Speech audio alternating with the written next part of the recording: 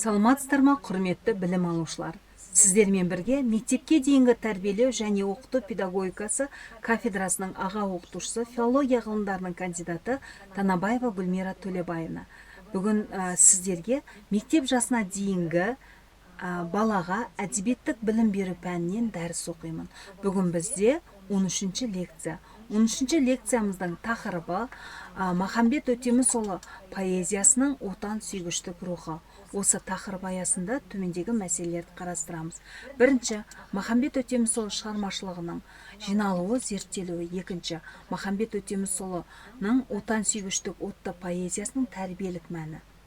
Үшінші тақырып, Махамбет поэзиясының көркемдігі.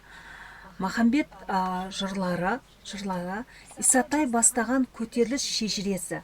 1837 жылы қазан айының аяқ кезінде Исатай хан ордасын 3500 қолмен қамайды. Хан 10 күн мұрсат сұрайды.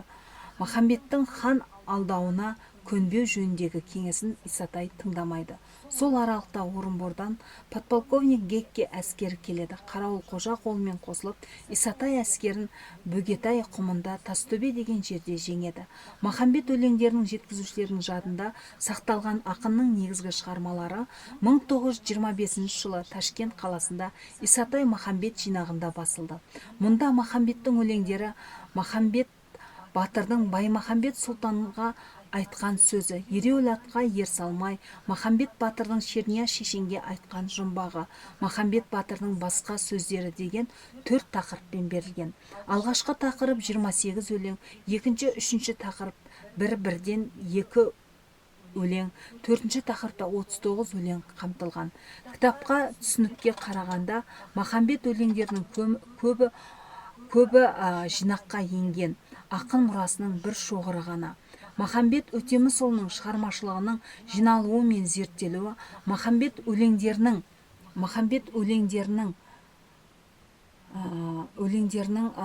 жалпы шәкірті Қуан, кішкене Қобланды ақындарынан жатқа жаттап, содан жазып алған, яғни бізге жеткен. Одан Мұрат ақын үйренген, Мұрат білетін өлеңдерді ығылман жаттаған. 1925 жылға жинаққа енген Махамбет өлеңдері ығылман айтуынан жазылған. Бұл жинақтың ақын өлеңдерінің басылымдарын дайындағанда бірден бір сүйенетін сенімді нұсқа болатын себебі сондықтан. Махамбет өлеңдері жинау, жариялау, зерттеу ісінде белгілі ғалым Қажым Жұмалиев елеулі еңбек етті. Ол Махамбет өлеңдерін 1939, 1948, 1951, 1958, 68 жылғы басылымдарын жариялады. Ақын шығармашылығы хақында мерзімді баспасөз беттерінде оқулықтар мен әдебиет тарихтарына мақалалар, зерттеулер жазды. Махамбет өлеңдері 1984 жылы 5 ғасыр жырлайды жинағының бірінші томында жарық көрді. Мұнда 1962 жылғы басылым негізге алынды. Махамбет өлеңдерінің соңғы басылымы 1985 жылы ғылым баспасынан шығарған 19 ғасырдағы қазақ поэзиясы аталатын жинақтағы өлеңдер. Жинақты құрастырушылар 1925-68 жылғы басылымдарды негізге алып, 1925 жылғы өлең текстерін қалпына келтіріп, ғылыми дұрыс бағыт ұстанған. Ереуіл атқа ер салмай 1925 жылғы басылым бойынша берілді. Яғни Махамбет поэзиясы түп нұсқалығын жоғалтпаған десек болады. Махамбеттің ереуіл атқа ер салмай, тарланым, Махамбеттің Баймахамбет сұлтанға айтқан сөзі, ерлердің ісі бітер ме, толарсақтан сөз көшіп, айныман, қызғышқыш деген өлеңдері балалардың ойына қозғау салатын, патриоттық рух беретін, оң мен солын танытатын, тәрбиелік күші басым шығарма. Мұнымен қатар балалардың жаттап айтуына да жеңіл, орамы күшті әсерлі сөздер мен жанды теңеулер. Өлеңнің құрылысы, өлшемі жағынан, қысқалығы жағынан да балалар үшін ұтымды. Ереуіл атқа ер салмай, егеулі найза қолға алмай, еңкі жер салмай, ерлердің ісі бітер ме дейді. Яғни Махамбеттің поэзиясы мектеп жасына дейінгі, әсіресе мектеп алды тобындағы балаларға жаттап айтуына және балалардың бойында патриоттық сезімді оятуына септігі зор десек болады. Махамбет жырларда Исатай бастаған көтерілістің алдына қойған мақсаттары мен тілектері айқын көрінеді.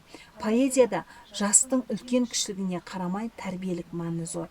Мысалға, ау қызғыш құс, ел қорған мен едім, мен де айрылдым елімнен, көл қорған сен едің, сен де айрылдың көліңнен, сені көлден айырған лашын құстың тепкіні, мені елден айырған хан жәңгірдің екпіні дейді. Айтып айтпай немене құсалықпен өтті ғой Махамбеттің көп күні деген поэзияны барлық балабақшадағы балалар жатқа айтып және де жырдың көркемдігімен, жырдың салыстыруымен, яғни теңеулеріменен орасан зор әсер алады десек болады. Қорыта айтқанда Махамбеттің поэзиясы оқуға да, түсінуге де, жаттауға да өте икемді және балаларға керемет отан сүйгіштік рух сыйлайды. Тәрбиелік маңызымен қатар балалар әдебиеті мұрасына енетін басты ерекшелігі де осы болып табылады. Бұл өлеңдер арқылы ересектер мен кішілерге бірдей қызмет еткен балалар әдебиетінің алғашқы даму, өркендеу, өсу кезеңдерінің қандай да бір дәрежеде болғанын көре аламыз. Жалпы Махамбеттің өзінің өлеңдер жинағын және балалар әдебиетінің хрестоматиясын біз әдебиеттер есебінде пайдалана аламыз.